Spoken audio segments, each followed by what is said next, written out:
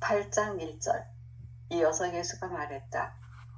모든 육체적 고통과 상실에 대해 준비가 되어 있지 못한 사람은 나를 제대로 이해하지 못한 것입니다. 육체적 생명을 위해 가장 좋은 것을 모두 얻는 사람은 참된 생명을 잃을 것입니다. 그러나 나의 가르침을 실천하기 위해 육체적 생명을 잃는 사람은 참된 생명을 받을 것입니다. 그 말을 베드로가 말했다. 우리는 선생님의 말을 귀를 기울였고 모든 걱정과 재산을 빌렸으며 선생님을 따랐습니다. 여기에 대해 우리는 무슨 보상을 받게 됩니까? 그러자 예수는 이렇게 대답했다. 나의 가르침을 위해 자기 가정, 형제, 자매들, 부모, 아내, 자녀들, 그리고 토지를 버리는 사람은 그가 버린 형제, 자매나 토지 등의 100배, 그리고 이 세상에 사는 동안 필요한 것을 모두 받을 것입니다. 그 외에도 시간의 힘을 초월하는 생명을 받습니다. 나의 가르침을 실천하는 사람에게는 그 이상의 보상이 없을 것입니다. 왜냐하면 첫째, 나의 가르침 때문에 친구들과 재산을 버린 사람은 그런 것들을 100배나 받을 것이며, 둘째, 다른 사람보다 더 많은 보상을 받으려는 것은 아버지의 뜻을 실천하는 것과 완전히 상충되기 때문입니다. 아멘.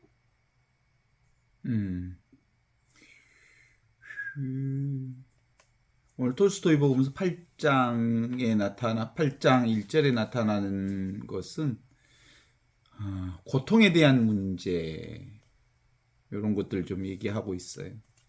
특별히 가을이라고 하는 대목을 이렇게 경험하면서 가을과 함께 보게 되는 것은, 가을이 꼭 아름다움을 드러내는 것이기는 하지만 그 아름다움이 어디에 있냐면 떨어지는 아픔 때문에, 변화 때문에 변화되지 않는 이 자리가 너무 분명해지는 가을, 그 얘기를 하게 되는 건데, 실제로 이걸 통해서 우리가 가을을 통해서 아는 건 부활 생명을 아는 거거든요. 부활 생명이라고 하는 건 눈에 보이는 생명이 아니에요. 죽음을 통해서 다시 태어난 생명, 이게 부활 생명이거든요. 죽음을 통해서 다시 태어난다는 것을 바로 아는 게 바로 그리스도의 깨달음이죠. 이게 하느님과 우리가 온전히 이 영원한 생명 안에서 한 생명이라는 것을 깨닫는 게 바로 그리스도의 생명인데, 그런 얘기를 오늘 함께 나눌 수 있으면 좋겠어요. 모든 육체적 고통과 상실에 대해 준비되어 있지 못한 사람은 나를 잘 이해하지 못할 것입니다. 여기서 말하는 나는 진인, 위치 없는 참사람으로서의 나를 잘 이해하지 못할 것이다. 내가 육체적인 내가 아닌 바로 부활의 몸을 살고 있는 나를 잘 이해하지 못할 거다, 이런 거거든요. 그래서 사실상은 우리 신앙이라고 하는 건 그런 거예요. 결국은 우리 눈에 보이는 육체와 눈에 보이는 세상을 의지해서 산단 말이에요. 눈에 보이는 것에 의지해서 사는 건데, 그 허상에 의지해서 사는 거고, 꿈과 같은 것에 의지해서 사는 거예요. 그래서 우리 신앙인의 마지막, 우리의 삶의 최고의 방법은 바로 십자가의 길을 걷는 거예요. 십자가의 길은 기본적으로 사형 선고를 받은 거예요. 스스로가 스스로의 몸에 대해서 사형 선고를 내린 거죠. 그래. 그래서 예수님이 빌라도 앞에서 사형 선고를 받았다는 사실로서 예수의 죽음에 대한 사형 선고가 아니라, 실제로 우리 자신은 우리 자신의 육신으로 살지 않고 몸 없는 몸인 부활의 몸으로 산다는 것을 고백하는 게 십자가의 길이에요. 이 십자가의 길은 첫 번째로 내 몸과 이 몸이 따로 있다는 것에 대한 사형 선고예요. 이런 그런 건 없는 거다. 환상인 거다. 그런데도 불구하고 우리는 그동안 살아왔던 생활이 40년, 50년, 60년, 70년의 역사 때문에 내 육신이 나라고 하는 이 한계로부터 극복하기가 되게 어려워. 실제로는 육신이 있기는 있지만 있는 듯 없는 허상으로 살고 있거든. 진짜 나는 부활의 몸이고 죽지 않는 몸이고 영원한 몸이고 하느님의 몸이고 하느님의 본성을 지금 살고 있는 몸을 지금 내가 살고 있다는 것을 알아차리려면 이 눈에 보이는 육신의 몸이 내가 아니라는 사실을 알아차리는 건데 이게 그렇게 쉬운 일이 아니에요. 이 육신에 우리가 기도할 때마다 주님 이 밤도 거룩한 죽음을 맞게 하소서. 육신의 죽음을 내가 인정하면서도 실제로 일상 삶 안에서 육신의 죽음을 인정하는 나라기보다는 육신으로 살아. 육신이 나인 것처럼 착각하면서. 그래서 이 십자가의 길은 나에 대한 사형 선고지요. 육신에 대한 사형 선고. 육신은 사실상 없는 거다. 실제하지 않는 거다. 그래서 이제 이것에 대한 얘기를 하죠. 육체적 생명을 위해 가장 좋은 것을 모두 얻는 사람은 참된 생명을 잃을 것이다. 눈에 보이는 육체적 생명을 잡는 사람은 육체적 생명에 잡힐 것이다. 이런 거야. 육체적 생명에 잡히니까 육체적 생명이 허상이잖아. 허상이 허상에 잡혀서 허상의 삶을 살게 되는 거거든. 그래서 참된 생명, 부활의 생명, 그리스도의 생명, 영원한 생명을 잃게 되는 거다. 이렇게 얘기하는 거고. 그러나 나의 가르침을 실천하기 위해 지금 여기 이 순간 살아있는 하느님을 살기 위해 육체적 생명을 내려놓는 사람은 육체적 생명을 내려놓는 사람. 그 사람은 정말로 참된 생명을 받을 것이다. 이렇게 전제를 합니다. 우리는 선생님의 말을 귀에 기울였고 예수님의 말씀을 귀를 기울였고 모든 걱정과 재산을 버렸으며 바로 지금 여기서 선생님을 따라 살고 있습니다. 여기에 대해서 우리에게 무슨 보상이 있겠습니까? 육신을 내려놓고 지금 여기 이 순간 부활의 몸으로 그리스도의 몸으로 하느님의 본성을 산다면 우리에게 어떤 보상이 주어지겠습니까? 라고 제자들이 베드로가 물어보니까 이렇게 대답하지요. 나의 가르침을 위해 자기 가정을 버리고 자기 형제 자매들을 버리고 아내를 버리고 자녀를 버리고 토지를 버린 사람은 그가 버린 형제 자매 토지 등의 100배 그리고 그 이상에 사는 동안 필요한 모든 것을 다 받을 것이다. 그러니까 눈에 보이는 세상에 의지하지 않는 것, 눈에 보이는 사람에 의지하지 않는 것, 눈에 보이는 형제 자매에 의지하지 않는 것, 눈에 보이는 것이 전부라고 그걸 잡지 않는 것. 그러면 뭘 잡는 거야?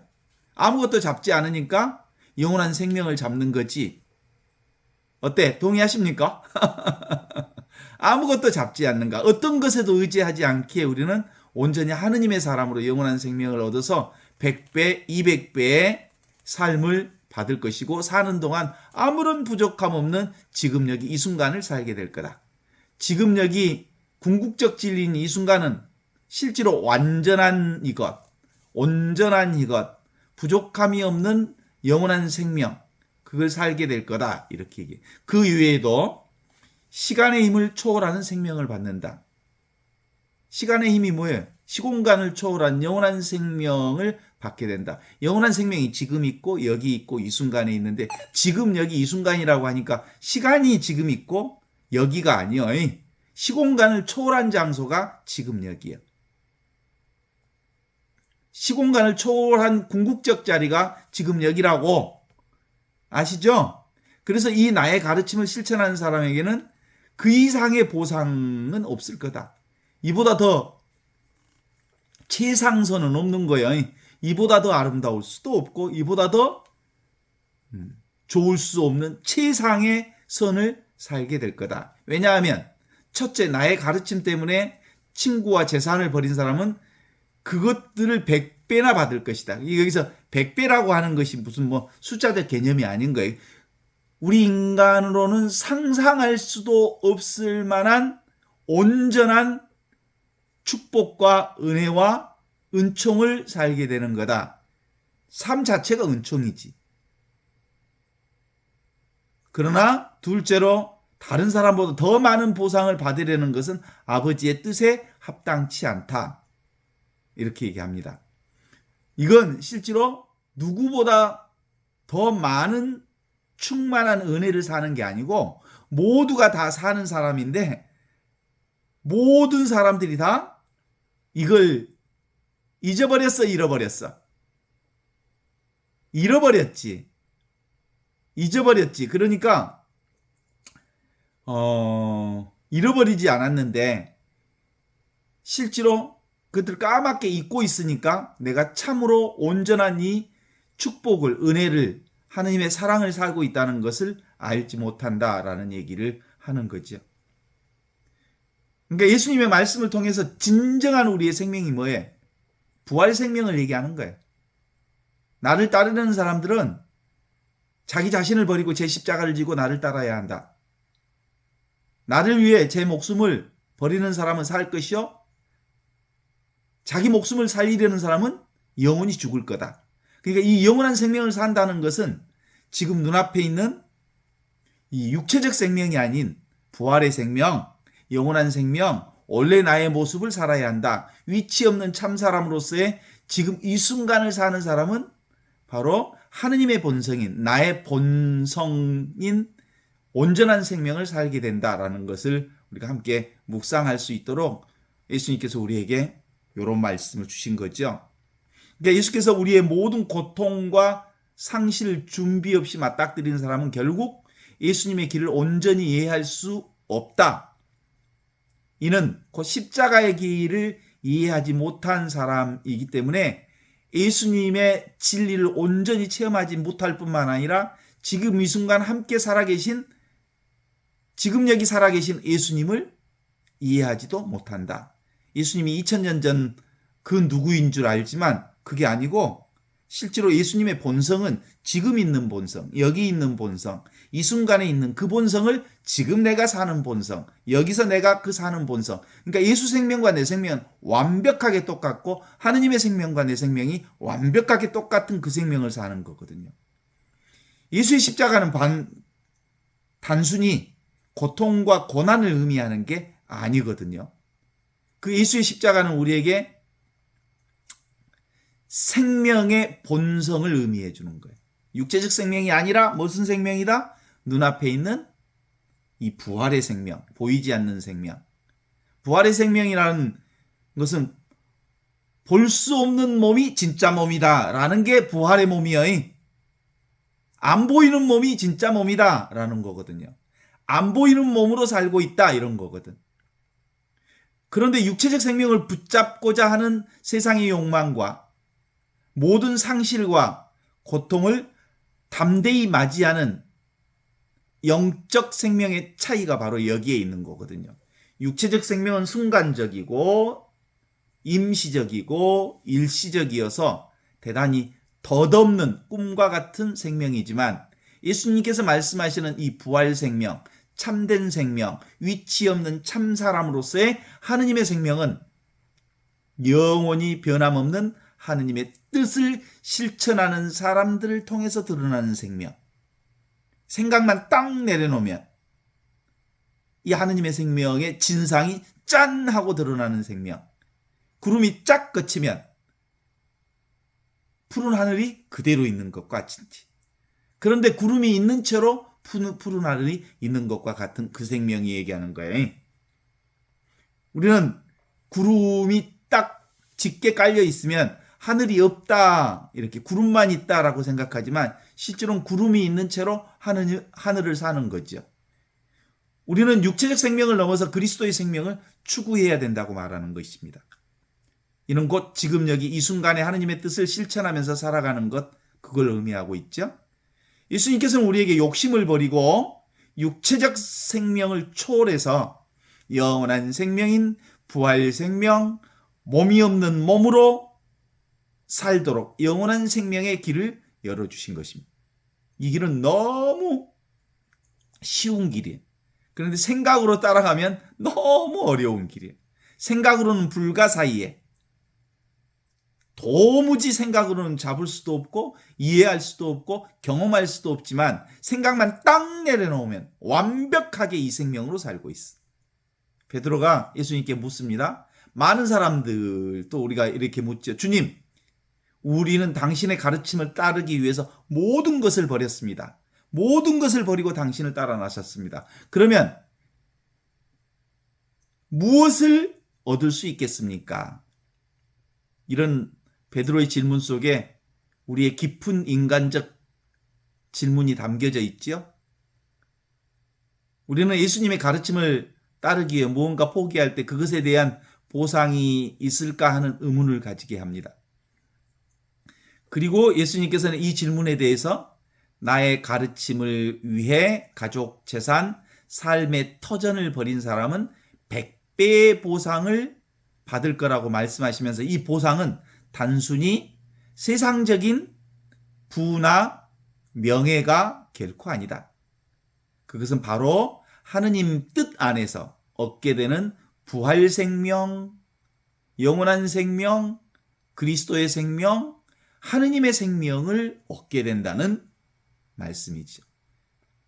이 말씀을 통해서 우리가 깨달아야 할 것은 진정한 보상은 하느님의 뜻을 따르고 그분과 함께 살아가는 삶 속에 이미 하느님의 보상을 충분히 살고 있는 거예요. 지금 여기가 온전히 100% 하느님의 생명을 살고 있기 때문이죠. 이 순간에 하느님과 하나 되어 사는 것이야말로 가장 큰 보상이죠. 이를 통해서 우리가 영원한 생명을 지금 여기서 사니까, 여기서 이미 우리는 천상을 살고 있으니까. 예수님의 가르침은 우리에게 다른 사람보다 많은 보상을 받으려는 욕망을 경계하라는 말씀인 거거든요. 똑같은 것을 살고 있다는 것을 알아. 그래서 이 깨달음을 아는 사람은 너무너무 겸손할 수밖에 없어. 내가 다른 사람보다 조금도 나을 게 없어. 그런데 그들은 깨닫지 못하고 나는 그 깨달음 속에 그 축복과 은혜를 충분히 누리고 있지만 그들은 누리고 있으면서도 그걸 알지 못한다는 사실의 차이뿐이라는 거죠. 참된 보상은 세속적 재물과 명예를 넘어서 하느님과 함께 평안과 영원한 생명을 사는 데 있습니다. 어때요? 우리는 흔히 눈에 보이는 보상을 추구하면서 살아가지만 예수님께서는 우리에게 보이지 않는 하느님의 생명을 통해서, 부활 생명을 통해서 100배의 축복을 약속하셨습니다. 하느님이 약속한 건 반드시 지키시죠? 우리가 늘 뜻을 어길 뿐 하느님은 한 번도, 한순간도, 어떤 순간도 당신의 뜻을 우리에게 거두어 드리지 않으셨다는 사실을 알면 되는 거거든요. 하느님의 축복은 재물이나 명예 같은 형태로 나타나지 않습니다. 우리의 영혼 깊은 평화와 우리 영혼 깊은 기쁨을 누리는 것, 그것이 하느님이 우리에게 주시는 평화이요, 선물이요, 축복이요, 은혜입니다. 이것이야말로 하느님이 우리에게 내려주신 참된 보상이고 우리가 참된 삶을 누릴 때 누리는 하느님의 은총, 그라시아, 공짜, 어떤 우리 인간의 행위와 전혀 상관없이 우리에게 내려주시는 하느님의 선물, 그것이 우리의 삶이죠. 내가 뭘 이렇게 잘한 덕에 지금 이렇게 살고 있는 게 아니라 그냥 공짜로 살고 있다니까. 이것이 은혜의 핵심입니다. 예수님께서는 또한 육체적 생명을 내려놓는 사람은 영원히 죽지 않는 그리스도의 생명을 받을 거라고 하는 말씀을 하시는데, 육체적 생명은 우리의 자아와 모든 욕망을 뜻하는 거거든요. 육체적 생명. 누구에게 의지해? 육체적 생명을 살아가기 위해서 가정에 의지하고 형제 자매에게 의지하고 부모, 아내, 자녀들, 그리고 자기 재산에 의지해서, 그 물질에 의지해서, 눈에 보이는 것에 의지해서 육체적 생명을 연장하면서 살고 있죠. 그런 우리에게 자아를 내려놓고 하느님의 뜻을 따르는 이들에게 영원한 생명, 부활 생명, 몸이 없는 몸으로서의 생명을 얻게 해주십니다. 이는 곧 참된 자아를 발견하는 여정입니다. 진짜 나는 뭐예요? 몸뚱아리 없는 몸뚱아리가 진짜 나다. 텅 비어있는 내가 진짜 나다. 그죠? 위치 없는 참사람. 위치가 없다라는 말 아시죠? 어디에도 내가 따로 존재하지 않는데 어느 곳에나 있는 나. 어디에도 없지만 어느 곳에나 있는 나. 그게 나요. 그게 하느님이죠. 그 하느님의 본성을 지금 여기 살잖아요. 우리가 모든 욕망을 내려놓고 지금 여기 이 순간 살 때, 하느님과 함께 살 때 우리는 어디에도 없지만 어디에도 없지 않는 이 하느님의 생명을 경험하면서 사는 거죠. 하느님께서 살아계신 지금 여기 우리와 함께 이 부활 생명을 경험할 수 있도록 100배, 1000배의 은혜를 내려주셨습니다. 이걸 뭐라고 그래? 오리지널 블레싱. 원래부터 축복인 이걸 경험하게 해주신 거예요. 그러니까 우리는 그동안 맨날 언제 그랬지. 오리지널 씬. 언제 죄에 물든 나 맨날 이 언제통 언제 타령하다가 뭘 잃어버렸어? 온 축복을 잃어버렸다니까. 원래부터 있던 하느님의 은혜와 축복을 잃어버렸다니까. 이 언제 타령 그만해도 돼. 뭔만 알면 내가 생각으로 살지만 않으면 우리는 원래부터 축복인 거예요. 그러니까 생각에 빠지는 게 바로 언제이거든요. 생각은 뭘 잡는 거거든요. 잡는 게 언제라고요. 여기서 예수님의 가르침처럼 자기 가정과 형제 자매 그리고 부모, 아내, 자녀들 그리고 재산을 잡고 사는 것. 그게 바로 언제예요. 언제. 어디에다 의지하는 것? 눈에 보이는 것에 의지하는 게 언제고 눈에 보이지 않는 하느님께 의지하고 하느님께 온전히 자신을 봉헌하는 삶이 바로 온축복, 오리지널 블레싱이라고 하는 거거든요. 그게 뭐예요? 예수님께서 말씀하시는 지금 여기 이 순간에 충실하라는 가르침. 하느님과 일치하며 사는 가르침은 지금 여기를 사는 가르침입니다. 우리는 매 순간 하나님의 뜻을 실천하면서 그분과 함께 살아야 하는 거고요. 이것이 바로 예수님께서 우리에게 주신 영원한 생명에 이르는 길이고 참된 보상을 받는 길이고 우리가 육체적 생명에 대한 집착을 내려놓을 때 비로소 하느님께서 우리에게 마련해 주신 하느님의 놀라운 축복, 은총, 선물, 그라시아를 우리가 경험하게 된다는 거죠. 가을이 깊어가고 있는 이 계절에 우리 모두가 예수님의 가르침에 마음을 새기고 지금 이 순간 하느님과 함께 사는 것을 우리가 함께 경험하게 될 때 영원한 생명 안에서 참된 자아를 발견할 수 있습니다. 이 세상의 온갖 모든 욕망을 내려놓고 오직 하느님의 뜻인 지금 여기만을 살 때 우리는 참된 자아로서 참된 신앙인으로서 영원한 축복을 온 축복, 오리지널 블레싱, 원래부터 있는 하느님의 축복을 여기서 살 수 있게 된다는 말이죠. 어때? 오늘 이 톨스토이 복음서 8장 1절을 통해서 우리에게 주신 말씀을 통해서 우리가 한번 삶을 깊이 되돌아보게 하지요. 육체적 욕망을 따라 살기보다 지금 여기 눈앞에 있는 이 영원한 생명을 위해 자아를 내려놓는 길, 내가 따로 있다는 이 생각을 내려놓는 길, 무엇을 붙잡는 것을 내려놓는 길, 눈에 보이는 형제 자매 그리고 가족, 물질에 의지하며 사는 것을 내려놓는 길. 이 길은 세상의 기준으로는 손해처럼 보이지만 힘겨운 과정처럼 느낄 수 있겠지만 어디에도 의지하지 않을 때 우리는 온전히 하느님의 참된 보상, 영원한 생명을 우리가 경험할 수 있다는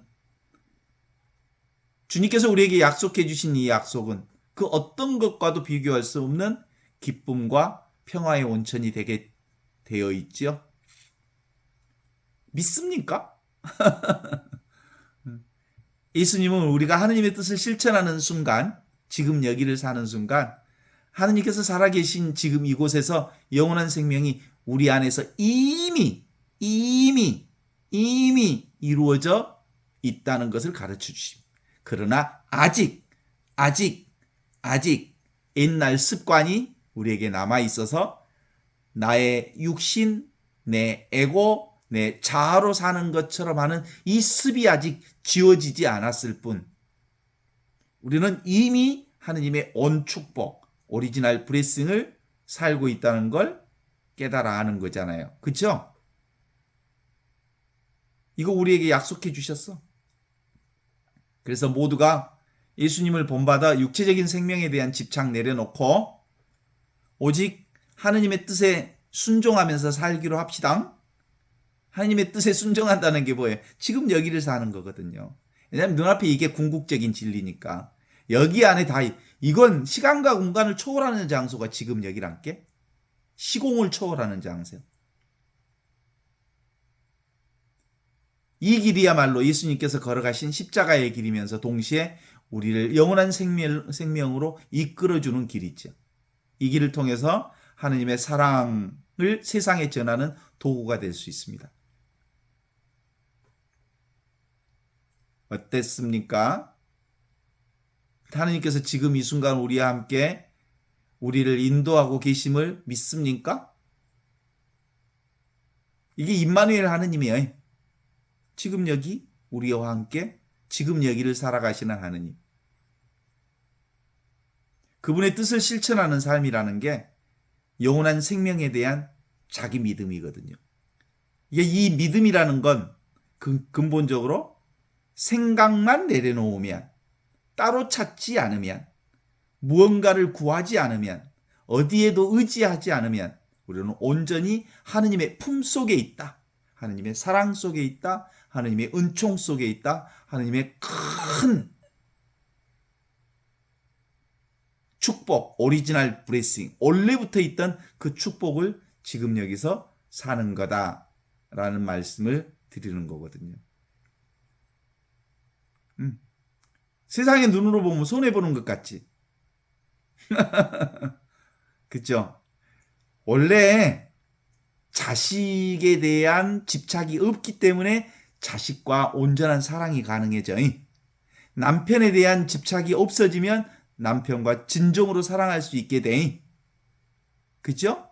친구 관계에 있어서도 너무 집착하지 않아 서로를 존중하는 방식 때문에 서로가 더 깊은 사랑을 나눌 수 있어. 잡으면 잡힌다는 말에 바로 그 뜻이 그런 거예요. 주어진 그대로 선물임을 인정하고 주어진 그대로 하느님이 우리에게 내려주신 복된 선물임을 깨달아 알아서 있는 그대로 지금 이대로의 삶을 감사하고 받아들이는 삶. 그게 바로 영원한 생명을 사는 유일한 방법이거든요. 아시죠? 잡으면 잡힌다. 하느님 잡으면 그런 하느님 없기 때문에 허상에 잡히는 거예요. 수많은 그리스도인들이 하느님이 따로 있다고 생각하고 그 하느님을 붙잡고 그 하느님을 매달리고 하는 통에 의세 붙잡혀졌어? 이 또 없는 허상인 하느님을 붙들고 정말 어이없는 신앙에 빠지는 거예요. 하느님은 어디에도 붙들지 않을 때 온통 100% 아무것도 부족함이 없는 온전하게 우리와 함께 계시는 거거든요. 우리 안에 이미 이루어져 있음을 가르쳐 주시는 하느님의 사랑. 우리는 더 이상 과거나 미래에 얽매이지 않고 지금 이 순간 충실히 살아감으로써 하느님과 깊은 생명의 연합 속에 들어가게 될 것입니다. 마지막으로 우리가 예수님을 본받아 육체적 생명에 대한 집착을 내려놓고 오직 하느님의 뜻을 순종하며 살아갈 때 하느님 앞에서 참된 기쁨을 누린다는 것을 알았으니까 이제 함께하는 모든 이들을 축복해 주면서 그 예수님의 가르침에 함께하면서 어디에도 붙들지 않는 지금 여기 이 순간의 삶을 통해서 하느님의 영원한 생명과 평화에 대한 보상이 우리 안에서 직접적으로 이루어질 수 있기를 바라는 겁니다. 아직도 긴가민가한가요? 긴가민가 한다는 말은 지금 여기 이렇게 성성하게 살아있는 하느님을 아직 믿지 못한다는 뜻이야. 텅 비어있는 이것, 빈 무덤과 같은 부활의 몸. 부활의 몸이라고 하는 걸 이제 부활의 몸이라고 하는 건 너무나도 분명해. 사실상 다시 태어나지 않으면 하느님 나라에 들어갈 수 없다. 이 말은 바로 육체적 몸이 죽고 부활의 몸으로 살 때, 몸 없는 몸으로 살 때, 따로 몸이 없는 이 텅 비어있는 이 빈 무덤의 몸으로 살 때, 그리스도의 몸으로 살 때 우리는 온전히 하느님의 생명을 사는 거다. 이런 거거든요. 이게 바로 부활의 몸이에요. 육체의 몸은 눈에 보이는 몸이고 썩어 없어질 몸이지만 몸 없는 몸, 하느님의 본성으로서의 몸이야말로 영원한 생명의 몸. 이게 매일 우리가 쓰고 있는 이 몸이거든요. 지금 우리는 뭘로 경험하냐면 이 몸 없는 몸인 부활의 몸으로 보고 듣고 느끼고 경험하고 알고 있습니다.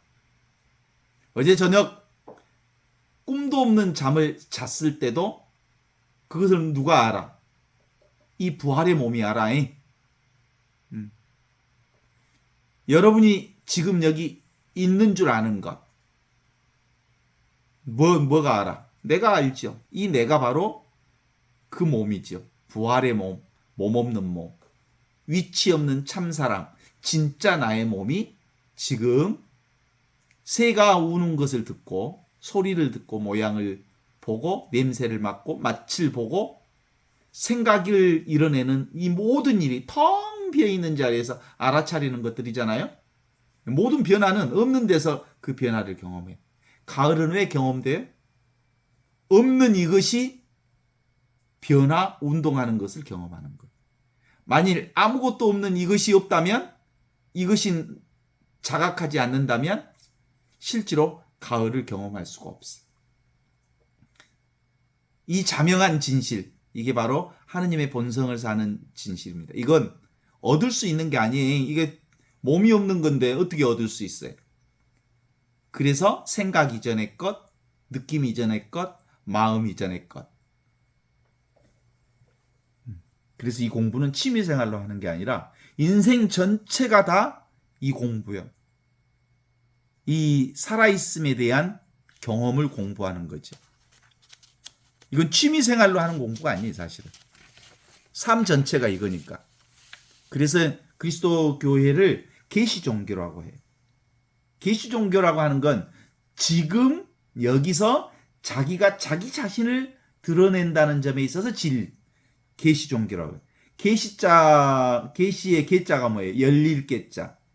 자기 자신을 열어 보여주시는 종교. 이게 계시종교예요. 진리가 진리 자신을 드러내 보인다. 리빌레이션이라고 하잖아요. 드러내 보인다. 드러내 보여준다. 진리가 진리 자체를 드러내 보여주는 것. 이게 바로 그리스도교의 특징입니다. 계시종교.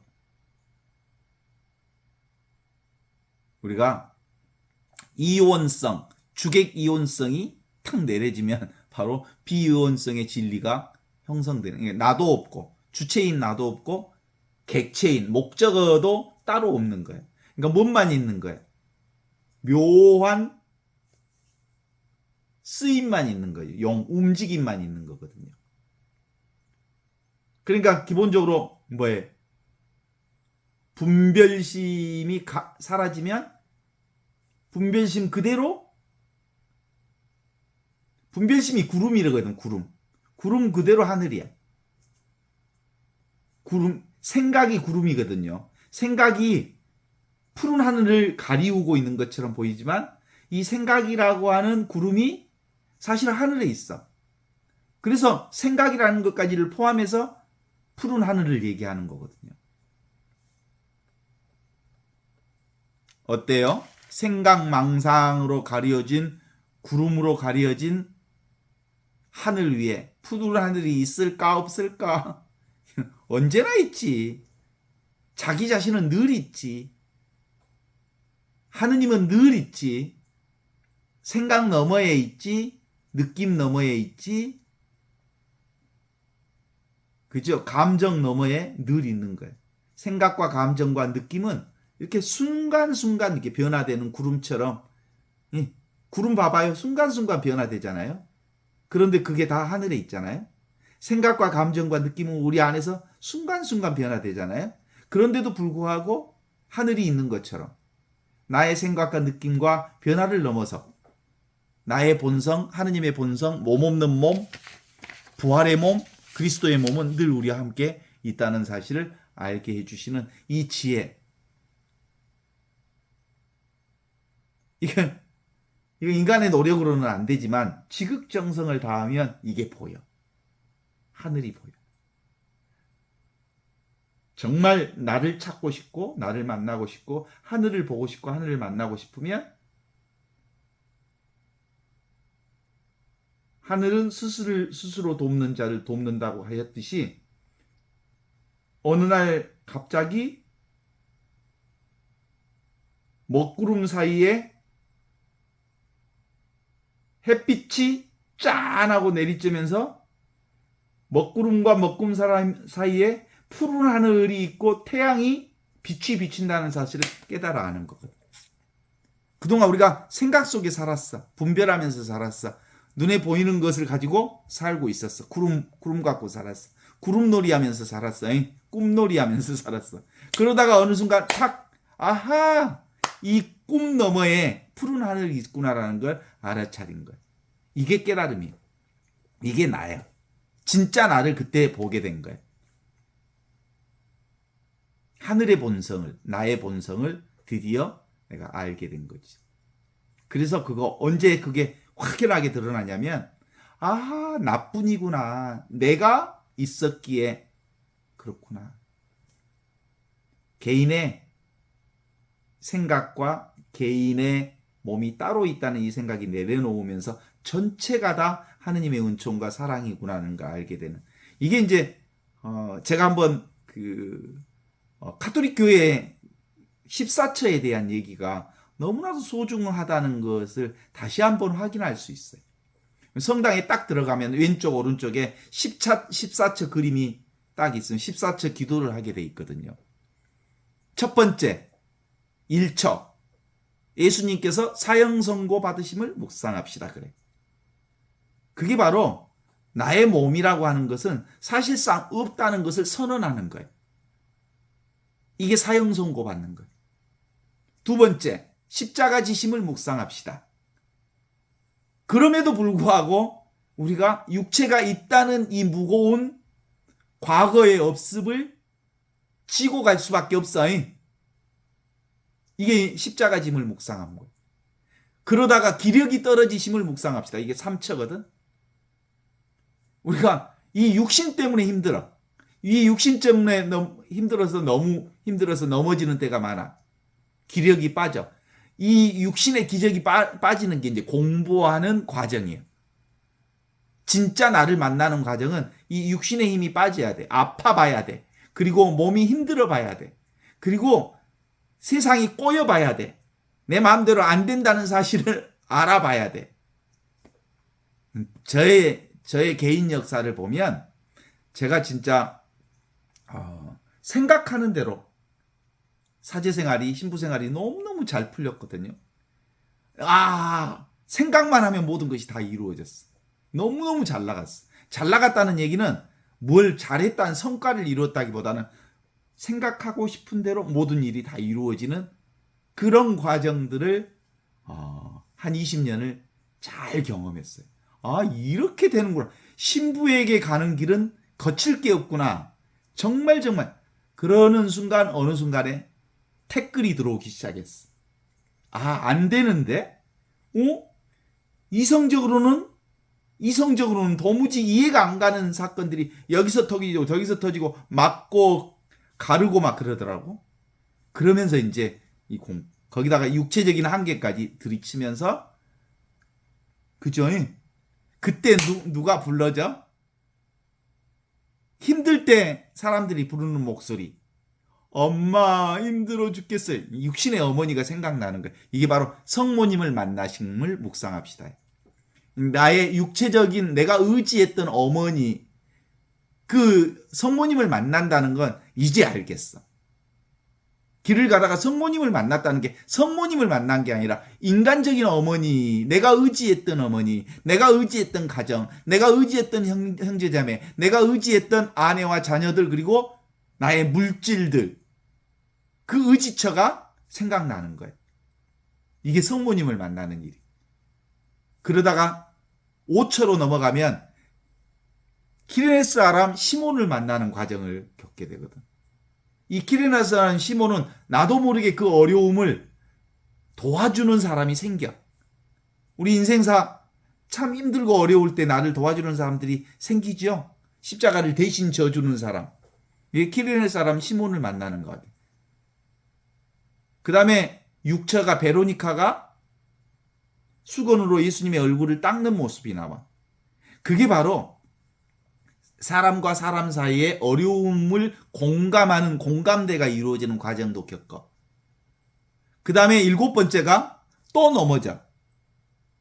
이게 육체적인 내가 있다는 것 때문에 얼마나 많은 사람들이 넘어지는지 몰라. 나 계속해서 넘어져. 이 과거의 업습, 육체로 사는 업습 때문에 계속 넘어지는 거야. 8처로 들어가면 예루살렘 부인들을 위로하심을 묵상합시다. 막 십자가를 지고 걸어가는데 누가?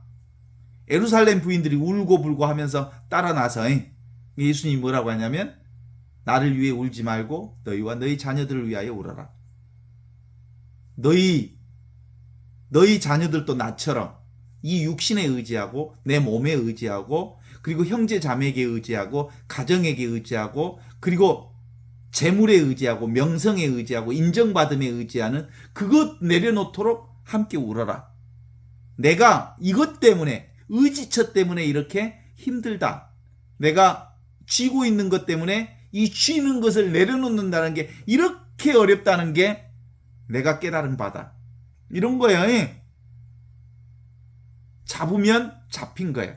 우리는 그동안 육체를 60년, 70년 동안 잡고 살았기 때문에 육체에 잡혀 살았다는 것이 두 번째 넘어지심, 세 번째 넘어지심으로 계속 진행되고 있는 거예요.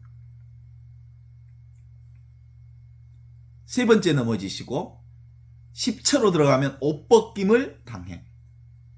완전히 자기 자신을 가리우는 것이 하나도 없을 만큼 빨겨벗겨졌을 때 비로소 내가 사라지는 거예요. 내가 원래부터 없는데 옷벗김, 나를 가리우는 것, 아무것도 없이 다 옷벗김을 당하는 자신을 경험하는 거죠. 11처, 십자가에 못 박혀. 그래서 육신이 완전히 십자가에 못 박히고 12처, 십자가에서 돌아가셔. 이제 완전히 육신이 죽어. 13처, 십자가에서 내려. 그리고 14처, 빈 무덤으로 들어가. 아무것도 없는 텅 비어있는 자리로 들어가. 그때 비로소 빈 무덤과 부활의 몸. 이 빈 무덤이 바로 부활의 몸이요 그리스도의 몸이 되는 거예요. 이 그리스도의 몸이 되는 게 아니라 원래부터 내가 빈 몸이요 그리스도의 몸이요 사실상 온전한 몸은 이 몸이 없는 몸이 진짜 나라는 것을 그때 깨달은 거예요. 이게 부활의 몸에 대한 우리의 공부인 거거든요. 어때요? 우리의 삶은 죽을 때까지 이 육신, 내 육신이 따로 있다는 이것을 내려놓는 일, 육신의 몸이 아닌 부활의 몸으로 산다는 이 부활에 대한 믿음, 몸이 없는 몸이 진짜 내 몸이라고 하는 이 부활에 대한 믿음, 이게 진짜 신앙인 거예요. 그리스도인들이 제도교에서도 그렇게 끝내 얘기해. 부활이야말로 최고의 신앙 중에 최고의 신앙이다. 부활신앙이 전부다 말하고 얘기하면서도 실제로 부활신앙이 뭔지 자기 자신이 부활신앙을 살려고 하는 사람이 없어. 부활신앙은 몸이 없는 몸으로 사는 거예요. 이 몸이 없는 몸이 진짜 몸이라는 이걸 깨달아 알 때 바로 예수님께서 영원한 생명을 얻으려면 어떻게 해야 됩니까? 다시 죽어야 한다. 다시 태어나야 한다. 부모님, 어머니 뱃속에 들어갔다 다시 나올 수 없지 않습니까? 그게 아니라 바로 이것, 육체의 몸에 의지하지 않고 몸이 아닌 몸, 원래부터 있는 몸, 천지창조 이전부터 있었던 말씀의 몸, 이 부활의 몸으로 살아야 되는 거다. 이게 다시 태어나는 몸이에요. 이 다시 태어나는 몸이 바로 말씀의 몸이라니까요. 천지창조 이전부터. 이게 원래부터 있던 몸이니까 이제 그리스도인들은 그런 의미에서 하느님의 생명을 사는 사람이잖아요. 부활의 몸을 사는 사람, 그리스도의 몸을 사는 사람, 영원한 생명의 몸을 사는 사람이잖아요. 그러면 이 그리스도의 몸을 사는 사람들은 새 포도주잖아요. 그럼 새 포도주면 새 몸을, 새 부대를 준비해야 될 거 아니에요? 새 부대가 바로 비이혼론적인 진리를 사는 길. 그동안은 뭘로 살았어? 주객, 분별의식으로 살았다면 이제 모두가 하나인 하느님의 생명으로 사는 뭐가 준비되어야 돼? 늘 비이혼성의 진리를 사는 깨달음이 준비되어야 돼. 매 순간 깨어있는 것, 그것이 지금 여기 이 순간을 사는 공부거든요. 지금 여기 이 순간을 사는 공부, 이게 궁극적 진리를 사는 공부. 지금을 살아야 하고 여기를 살아야 하고 이 순간을 사는 비이혼성의 진리가 지금 여기서 경험되는 거거든요. 어때? 그동안 우리가 60년, 70년 동안 어떻게 살았다고? 어? 맨 처음에 아이가 태어났을 때는 기억도 없잖아요. 몇 달 동안 아이는 그냥 보지만 보지 않는 눈으로 갓 태어난 아이 뭘 봤지? 보지. 그런데 그걸 기억하지 않아. 그냥 내려놔. 들었지만 듣지 않아. 보지만 보지 않아. 맛보지만 맛보지 않아. 느끼지만 느끼지 않는 그 몸으로 살아. 아이들 키워보셨으니까 알죠? 그러다가 이들이 이제 계속해서 반복되어지는 경험을 통해서 그 경험이 기억 속에 저장되고 기억 속에 저장된 것이 비로소 내가 있다는 생각이 창조되기 시작하면서 그것이 자아 형성 과정을 거쳐서 사춘기를 거쳐서 20대 전후반 20에서 30세 사이에 그러면 인격이 형성이 되잖아요. 나름대로의 인격이 자아가 형성되잖아요. 이 20대 때 30대 때 형성된 그 자아를 가지고 지금 60, 70년 동안 살았잖아. 그것이 진짜인 것처럼 살았잖아. 그런데 그것은 형성된 것이기 때문에 사실상 없던 것이거든. 그래서 이 깨달음이라고 하는 것은 과거 60년, 70년 동안 형성된 이 자아를 내려놓고 원래부터 있던 나를 찾는 것. 이것이 바로 예수님께서 우리에게 선포해 주신 복음이거든. 이게 바로 은총의 삶이에요. 보는 그대로, 듣는 이대로, 느끼는 이대로. 어때요? 그러니까 자아 형성 과정이 다 다르잖아요. 시대별로. 우리 나이 좀 든 사람들은 6.25 전쟁 세대가 있고 또 그전에는 무슨 세대가 해방 세대가 있고 일제시대를 산 사람들이 있고 5.18 민주화 운동을 살던 사람들이 있고 그러다가 지금은 4.16 세월호를 경험한 친구들이 있고 그때 20대 때 경험한 것들이 아주 강력한 자아 형성의 세대 구분이 되거든. 그 세대끼리 서로 뭐가 안 돼? 충돌이 일어나. 엄마하고는 말이 안 된다. 아빠하고는 말이 안 된다. 20대 때 형성된 자아와 민주화 운동 때 형성된 자아.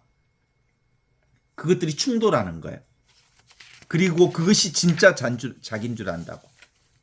그 개별의식은 반복된 기억을 통해서 형성된 거기 때문에 진짜 나를 발견하는 사람은 자아를 해체하는 과정을 겪어야 돼. 그것이 십자가의 길이야. 그것이 예수님이 보여주신 사형선고 받으심을 묵상합시다. 십자가 지심을 묵상합시다. 기력이 빠지심을 묵상합시다. 성모님을 만나심을 묵상합시다. 시몬을 만남을 묵상합시다. 이렇게 해서 계속해서 에고가 결국은 빈 무덤까지 부활의 몸을, 이 에고의 해체 과정을 거쳐서 원래부터 나는 부활의 몸이었구나, 그리스도의 몸이었구나, 하느님의 본성인 몸 없는 몸이 진짜 몸이었구나라는 걸 깨달아 아는 거야. 무엇을 해체해서? 자아가 해체되어서. 그 자아가 해체됐다는 얘기는 뭐예요? 그렇다고 해서 내가 자아를 쓰지 않는 건 아니에요. 써. 근데 쓰지만 쓰지 않는 거야. 그동안 내가 형성된 나를 얼마나 귀한 내가 형성된 거야. 그렇지만 그건 영원한 게 아니고 잠시 임시적으로 한시적으로 쓰는 나니까 그걸 잘 쓰되 그것에 집착하지 않으면서 쓰면 된다는 거죠. 근본적으로 언어라고 하는 건 실체가 없어. 언어라고 하는 것은 소통하기 위한 도구일 뿐이지.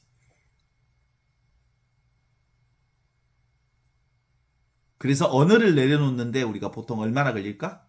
우리가 언어를 통해서 자아가 형성되는 과정이 20년, 30년 걸렸기 때문에 이 언어를 통해서 형성된 과정만큼의 내려놓는 과정이 20년, 30년은 걸려. 저도 이 공부하면서 정말 생각할 만큼 쉽게 이 자리가 정착된 것 같지는 않아. 이 언어 부수기가 쉽지가 않아. 개념을 내려놓기가 너무 쉽지가 않아. 이 고장난 생각인 줄 알아. 근데 안 벗어나죠.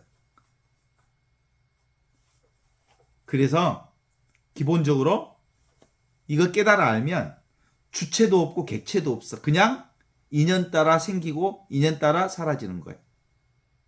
그래서 그 인연 따라 생기고 인연 따라 사라지는 것을 누가 경험해? 내가 경험하는 거예요. 몸이 없는 몸, 부활의 몸인 그리스도의 몸이 이 묘하게 쓰고 있는 이 몸을 알게 되는 거거든요.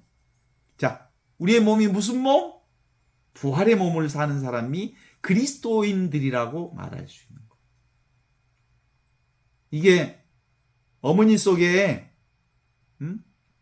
나를 따르는 사람들은 영원한 생명을 얻고 싶으면, 영원한 생명을 살고 싶으면 다시 태어나야 한다. 이 다시 태어나는 게 부활의 몸으로 다시 태어나야 한다. 몸 없는 몸으로 다시 태어나야 한다. 어떻습니까? 바람과 함께 사라지다는 영화가 있지. 바람을 본 사람이 있어? 바람을 잡은 사람이 있어? 이 바람과 같은 것이 나요. 볼 수도 없고 잡을 수도 없지만 작용이 되잖아. 요건 뭐예요? 요게 뭐라고 하지? 중력이라고 하지. 중력이 안 보이는데 중력이 작용하잖아. 중력이 작용하니까 볼펜이 밑으로 떨어지는 거지요. 보이지 않지만 작용되는 것. 이게 나라고. 보이지 않지만 알아차리는 이것. 보이지 않지만 경험되는 이것. 깃발이 펄럭이고 있어. 비행기가 날아가고 있어. 뭐 때문에 날아가는지 아시죠? 비행기가 날아가는 이유는 기류 때문에 날아가. 바람이 있어서 날 수 있어. 비행기가. 안 보이지만 그 기류를 타야 비로소 비행기가 날을 수 있어. 태극기가 펄럭여.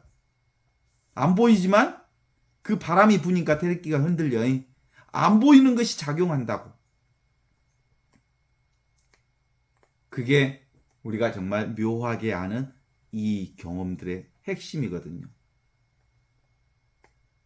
매미가 7년 동안 땅에서 굼벵이 생활을 하다가 나무 위에 쭉 기어 올라갔다가 껍데기를 벗고, 껍데기를 벗는 과정에서 울어. 여름에 우는 과정은 껍데기 벗는 과정이에요. 그래서 날아가. 그런 것처럼 우리도 이 껍데기를 벗는 과정이 상당한 시간이 걸려. 이 껍데기가 뭐예요? 언어 껍데기, 생각 껍데기, 개념 껍데기. 에? 그래서 진짜로 자유를 사는 데는 일정 정도 시간이 걸린다는 것을 우리가 알아차려야 할 것 같아요. 지금 여기 이거 눈에 안 보이잖아요. 안 보이는데 너무나도 분명하게 작용하고 있잖아요. 보고 듣고 느끼고 아는 이거. 들리죠? 여러분 있죠? 육체로 있는 게 아니라니까. 존재하죠? 존재하는데 존재하는 그것을 내가 이해할 수는 없지만 쓰고 있잖아요. 경험하고 있잖아요. 알고 있잖아요. 듣고 있잖아요. 맛보고 있잖아요. 이거 있어. 이게 뭐라고? 몸이 없는 몸이 진짜 내 몸이다. 위치 없는 참 사람이 진짜 나다. 진하다. 이렇게 하는 거예요. awareness. 텅 빈 깨달음. 생각과 판단과 느낌만 내려놓으면 있는 그대로 지금 이대로 온전한 하느님의 생명이 내 안에서 이렇게 작용되고 있다는 것을 아는데 이 아무것도 아닌 이것이 바로